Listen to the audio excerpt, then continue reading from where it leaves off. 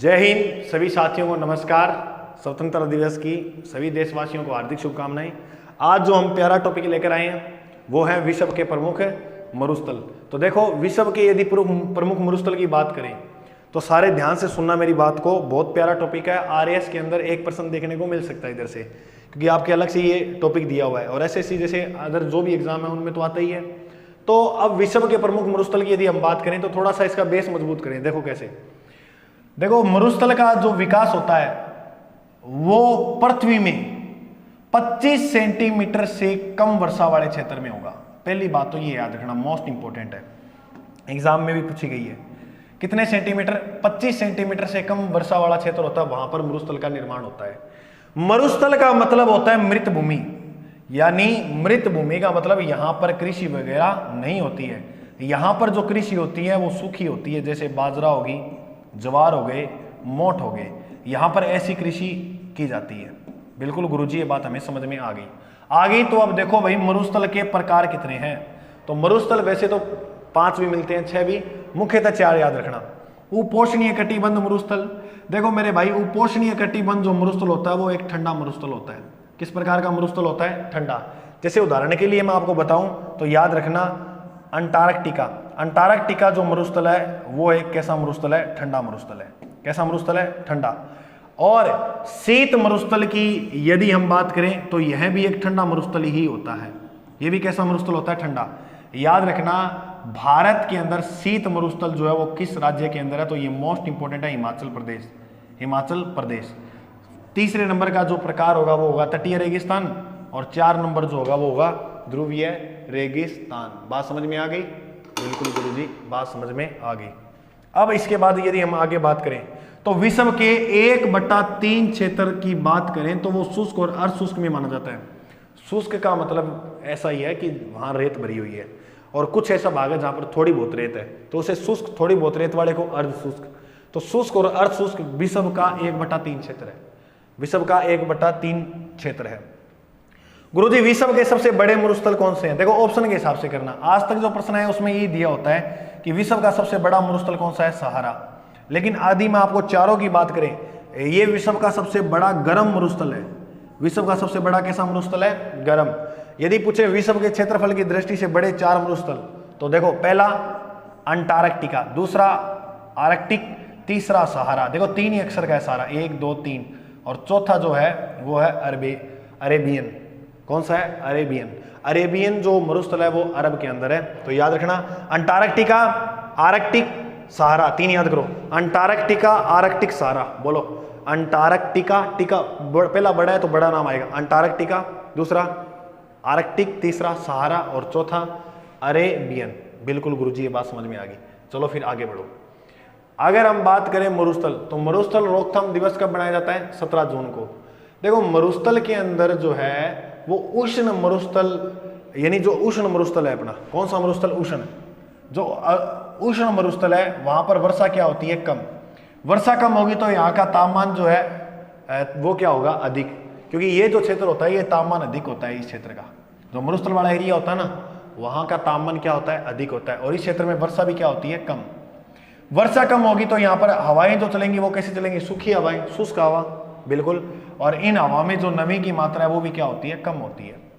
मेरी एक बात ध्यान से सुनो, उष्ण मरुस्थल होता है वहां वर्षा की कमी होगी, वर्षा की कमी कारण यहाँ शुष्क हवाएं चलेंगी, जिस कारण नमी की मात्रा में भी क्या आ जाएगी? कमी। नमी अधिक कहाँ की होगी? आर्द्रता अधिक कहाँ की होगी? आर्द्रता अधिक उस क्षेत्र की होगी जहां वर्षा वगैरह अच्छी होगी। तो इस क्षेत्र की आर्द्रता जो है वो भी न्यूनतम है। आर्द्रता भी क्या है? न्यूनतम। यहां पर गुरुजी फिर आर्द्रता भी नहीं है तो वनस्पति कैसी उगती है?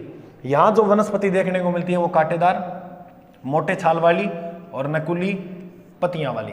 जैसे ये आपको दिख रहा होगा, ये जो वनस्पति है इस प्रकार से मरुस्थल में ये वनस्पति देखने को मिलती है, और इस वनस्पति को किस नाम से जाना जाता है? तो इसे बोलते हैं मरुदभिद। कौन सी वनस्पति? मरुदभिद वनस्पति, या जीरोफाइट्स भी आप कह सकते हो। मोस्ट इंपोर्टेंट है, ये याद रखना ये प्रश्न, कि मरुस्थल में पाई जाने वाली वनस्पति को क्या कहा जाता है? बोलिएगा, मरुदभिद। शीत मरुस्थल की यदि हम बात करें तो यह, जैसे वो 2 प्रकार का है ना, तो ये तो था उष्ण मरुस्थल, और दूसरा पॉइंट आ गया शीत मरुस्थल। यह लाइकेन, कवक, शैवाल आदि से मिलकर बनते हैं। बिल्कुल गुरुजी, आगे बढ़ो। विषुवत रेखा क्षेत्र मरुस्थल विकास नहीं होता है। देखो ये ग्लोब है, ग्लोब में यहां पर एक रेखा खींची गई है जिसका नाम है विषुवत रेखा।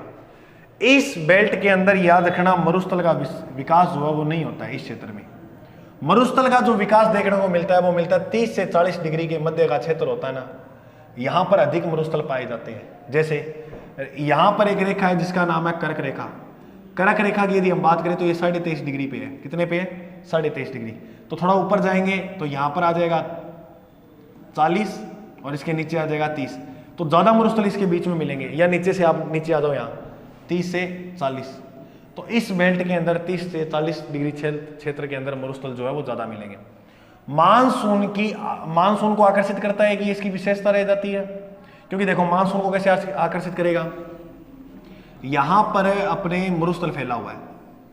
क्या है? मरुस्थल। अब मरुस्थल के जो रेत के कण होते हैं वो होते हैं मोटे। मोटे होने के कारण क्या होता है कि जैसे ही सूरज का ताप पड़ेगा इसके अंदर, सूरज का जैसे ही ताप पड़ा ये जल्दी क्या हो जाएंगे कि ये रेत के कण ये गर्म हो जाएंगे। गर्म होने के कारण यहाँ का तापमान क्या हो जाएगा? अधिक। तापमान अधिक होगा तो यहाँ का वायु दाब क्या हो जाएगा? गुरुजी वायु दाब कम हो जाएगा। बिल्कुल कम होगा। तो यहाँ पर जब वायु दाब कम होगा तो नीचे जो पानी वाला एरिया, बेल्ट वाला क्षेत्र, पानी वाला क्षेत्र है, जल वाला एरिया, वहाँ का वायु दाब क्या होगा? वहाँ का वायु दाब अधिक हो जाएगा। तो याद रखना है कि नियम, हवाएं जो चलती हैं वो उच्च वायु दाब से निम्न वायु दाब की ओर चलती है। लिख लेना कहीं भी, हवाएं उच्च वायु दाब से निम्न वायु दाब की ओर। इसलिए मानसून को ठंडी हवाओं को अपनी ओर आकर्षित कर लेता है। ठंडी हवाएं हमेशा ऊपर उठेंगी, ठंडी हवाएं हमेशा कहाँ उठेंगी? ऊपर ही उठेंगी। अब बात करते हैं विश्व का सबसे शुष्कतम मरुस्थल कौन सा है? आटाकामा। बोलो एक बार मेरे साथ, आटाकामा मरुस्थल विश्व का सबसे शुष्क मरुस्थल है। ये जो है वो विषुवत रेखा और मकर रेखा के मध्य है। किसके मध्य है? विषुवत रेखा और मकर रेखा के मध्य। विषुवत रेखा और मकर रेखा के मध्य है। यदि हम बात करें थार मरुस्थल की तो सबसे ज्यादा जनसंख्या घनत्व जो अधिक है, बताओ वो अपने थार मरुस्थल का जो भारत में है। भारत में भी सर्वाधिक कहाँ है? भारत में भी ये सर्वाधिक है राजस्थान में। तो थार मरुस्थल जो है याद रखिएगा, इसमें सर्वाधिक जनसंख्या घनत्व पाया जाता है। तो सर्वाधिक जनसंख्या अपने रहे याद रखिए राजस्थान में। कालाहारी डेजर्ट, कालाहारी जो मरुस्थल की बात करें तो इसका प्रमुख जीव जो है वो है शुतुरमुर्ग। कौन सा जीव है? शुतुरमुर्ग। तो कालो है शुतुरमुर्ग, ये याद रखना है, कालो है शुतुरमुर्ग, कालाहारी का शुतुरमुर्ग। बात समझ में आई? मरुस्थल जो है वो विषुवत रेखा क्षेत्र में विकास नहीं होते हैं। एक तो ये बात याद रखना, विषुवत रेखा में 30 से 40 डिग्री वाले क्षेत्र में विकास होता है। अब आपने सर ये यहाँ तो लिखा है कि आटाकामा जो मरुस्थल है वो विषुव रेखा और मकर रेखा के मध्य है, ये इन दोनों के मध्य है, क्योंकि ये सीधा सीधा वन डे एग्जाम में प्रश्न आता है कौन सी रेखा में मरुस्थल का निर्माण नहीं होता है? तो विषुवत रेखा वाले क्षेत्र में नहीं होता है।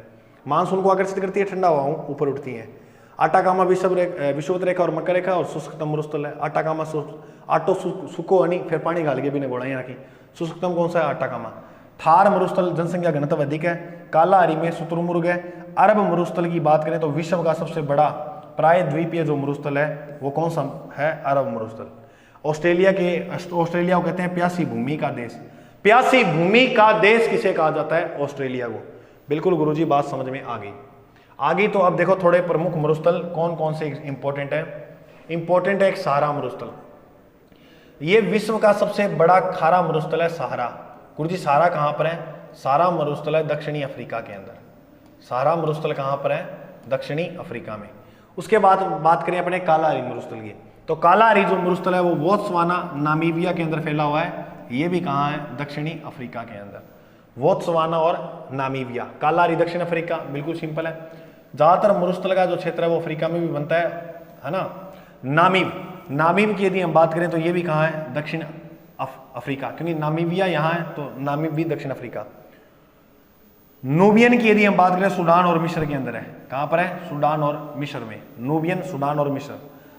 सोनोरन यूएसए में है। देखो सोना यूएसए में, ऐसे याद रखना। सोनोरन रन ज्यादा यूएसए खिलाड़ी मारा, ये याद रखना बस आप। मोजावे भी मौज होगी, रन ज्यादा मार दिए तो मौज होगी, दोनों यूएसए में है। दोनों कहाँ है? यूएसए में। मोजावो और रन ज्यादा मार दिया तो भाई यूएसए में। आटाकामा चिली और पेरू में है। ये कहाँ है गुरुजी? दक्षिणी अमेरिका। दक्षिणी अमेरिका, सिंपल सी बात है, बोलो याद हो जाएगा? बिल्कुल हो जाएगा। देखो सारा दक्षिण अफ्रीका, कालाहारी दक्षिण अफ्रीका, नामीबिया दक्षिण अफ्रीका, गुरुजी याद है।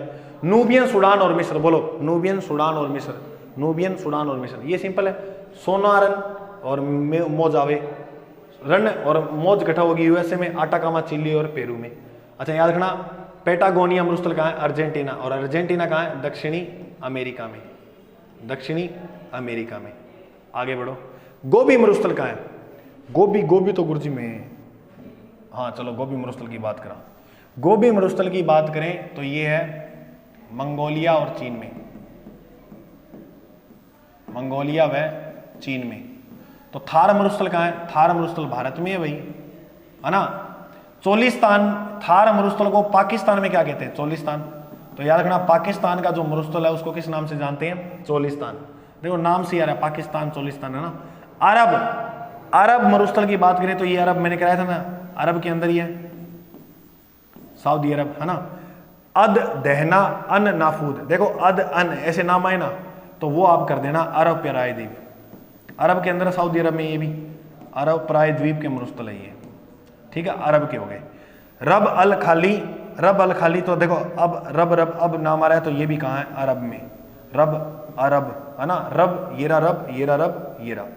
अद अन नाम आए तो ये भी ऐसे कर देना अरब, ठीक है। अद अन नाम आए तो भी अरब में आई, बिल्कुल सिंपल है। गोबी मंगोलिया चीन, थार भारत, चोलिस्तान पाकिस्तान, ये तीन याद है? बताओ।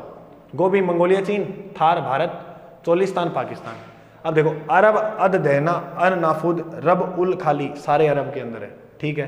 अब बात करें दास्ता ए काबीर और दास्ता ए लूट। दास्ता नाम आए तो वो कर देना ईरान, क्या कर देंगे? ईरान। दास्ता का नाम आया तो ई से इमली, ईरान। दास्ता ए काबीर, दास्ता ए लूट, दोनों कहाँ है? ईरान के अंदर। बोलो बात समझ में आई? आगे। टकला मकान का है, टकला लोग चीन का होगा, याद रखियो। टकला मकान कट्ठा मिलेगा चीन में। कजिल कुम, देखो कैसे याद रखना? कजाकिस्तान के अंदर जो है वो कौन सा है? वो है किजिल कुम। काराकुम कहाँ है? काराकुम है, देखो कुम को तुम पढ़ो, कोई तुम सा नहीं, कारा तुम से हरना तुर्कमेनिस्तान। तो याद रखो, बिल्कुल सिंपल सी कहानी है, बिल्कुल गुरुजी याद हो गए। चलो एक बार और मेरे को मरुस्थल बताओ, ये कौन से कहाँ पर है? बोलो। गोबी मरुस्थल मंगोलिया और चीन, थार भारत, चोलिस्तान पाकिस्तान, ये तीन याद है? बिल्कुल। अब ये इतने आ जाएंगे अरब के। देखो अरब का अरब हो ही गया, अद दहना अन नाफूद अरब में हो गया, रब अल खाली ये भी अरब में हो गया। देखो रब अरब, अन अद अरब आई गया, अरब आई गया। अब दास्ता नाम आए वहां पर आप ईरान कर देना, दास्ता ए काबीर, दास्ता ए लूट ईरान में हो गया, ठीक है। उसके बाद यदि हम आगे बढ़े, टकला मकान चीन के लोग, देखो कैसे पकड़ोगे तो कजाकिस्तान आएगा। काराकुम नहीं, कारा तुम से आना तुर्कमेनिस्तान। ये बिल्कुल कंप्लीट हो गया आपका थार का मरुस्थल। और आरएएस के एग्जाम की डेट आ गई है, 1 अक्टूबर को आपका पेपर है। अब पूरी शिद्दत से, पूरी मेहनत से अपने टाइम को स्टडी में दो। 2 महीने बस, अब देख लो इस 2 महीने आपको औखा जीवन बिताना है या आगे का 60 साल का औखा जीवन बिताना है, ये आप तय करोगे तो अच्छे, मतलब एक अच्छे मोटिवेशन के साथ आप पढ़ो, बहुत अच्छा रिजल्ट दोगे। और मेरी पूरी आपके साथ उम्मीदें हैं कि आप अब की बार बिल्कुल आरएएस प्री तो निकाल ही दोगे, उसके साथ साथ मेंस भी निकाल ही दोगे, ठीक है। आज के लिए जय हिंद, मिलते हैं अगले भाग में।